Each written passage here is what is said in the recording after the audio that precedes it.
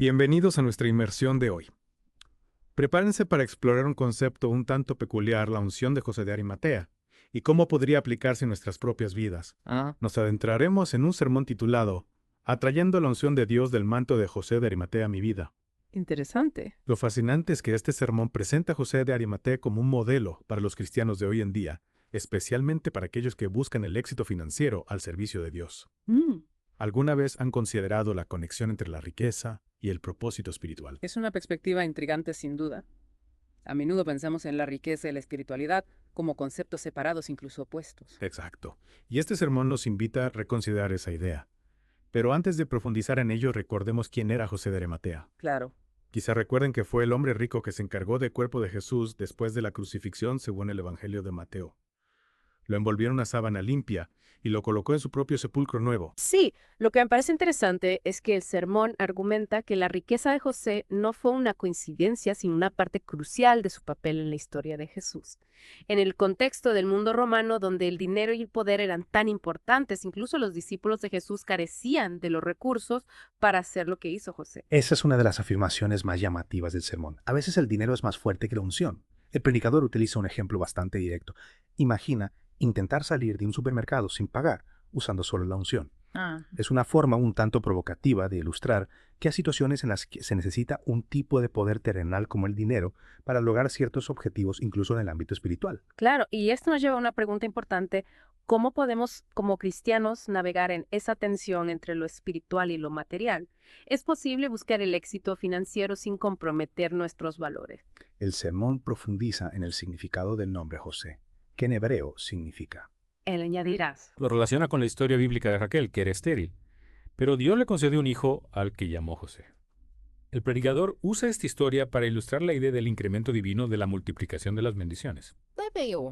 Podría ser que la unción de José de Arimatea se relacione con la capacidad de Dios de aumentar de bendecir incluso en el ámbito financiero. Es una posibilidad interesante. Y el sermón va más allá al analizar el significado de Arimatea, el lugar de donde provenía José. Lo interpreta como un símbolo de la industria o la fuente de riqueza que Dios ha designado para cada persona.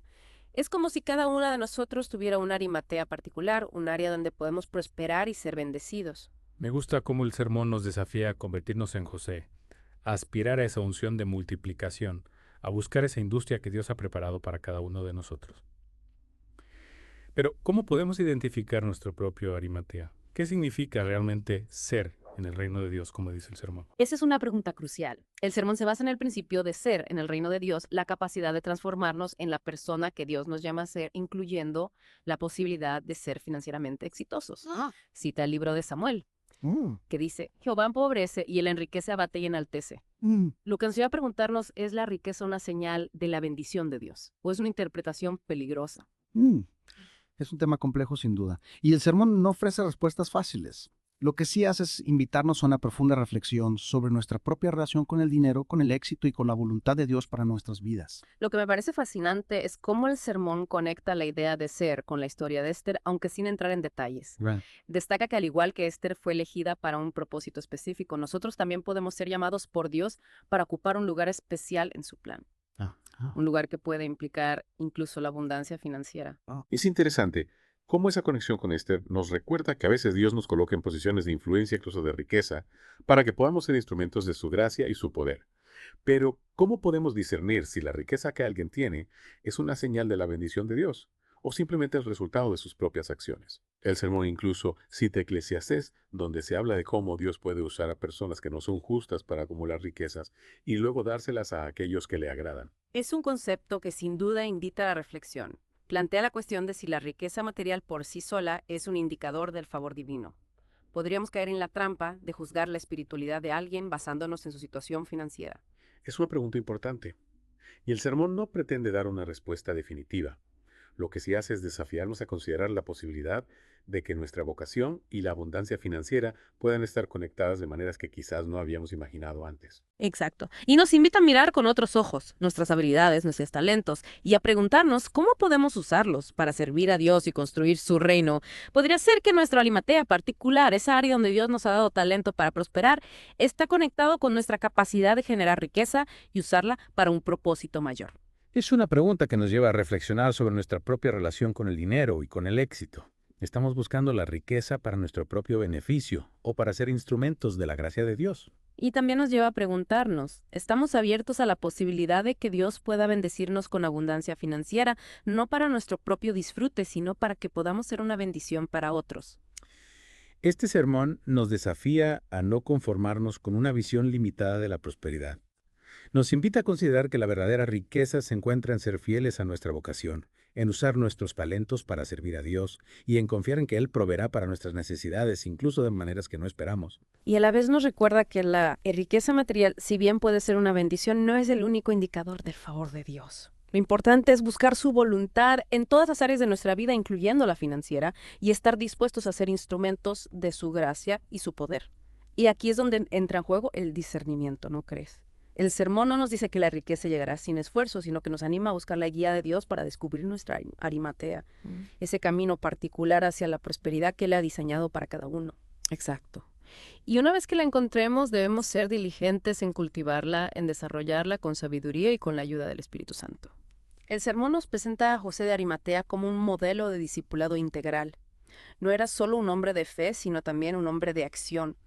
Supo usar su posición y sus recursos para servir a Jesús y a su causa. Es cierto.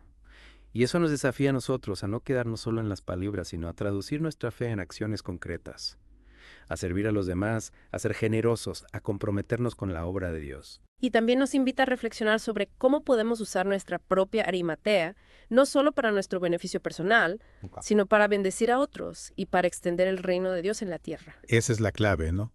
La verdadera riqueza se mide por el impacto que tenemos en la vida de los demás, por la diferencia que hacemos en el mundo. Exacto. Y el sermón nos recuerda que Dios puede usarnos de maneras sorprendentes, incluso a través de nuestra arimatea, para cumplir sus propósitos y para manifestar su gloria. Esta inmersión en la figura de José de Arimatea ha sido realmente reveladora. A menudo este personaje pasa desapercibido en la Biblia, pero nos ofrece una enseñanza valiosa sobre la conexión entre nuestra vocación, nuestra prosperidad y nuestro servicio a Dios. Sin duda. Es una perspectiva que nos desafía a mirar con otros ojos nuestra propia vida, a descubrir nuestra arimatea particular y a usarla para la gloria de Dios y el bien de los demás. ¿Y tú qué piensas? ¿Cuál es tu arimatea? ¿Cómo puedes usar tus talentos y habilidades para servir a Dios y construir su reino? Son preguntas que nos invitan a una profunda reflexión, a una búsqueda personal de la voluntad de Dios para nuestra vida. Y quién sabe, quizás al descubrir y cultivar nuestra arimatea, no solo encontraremos la prosperidad que Dios tiene para nosotros, sino que también seremos instrumentos de su gracia y su bendición para muchos otros. Así es. Y ese es el verdadero tesoro, la verdadera riqueza que perdura para siempre.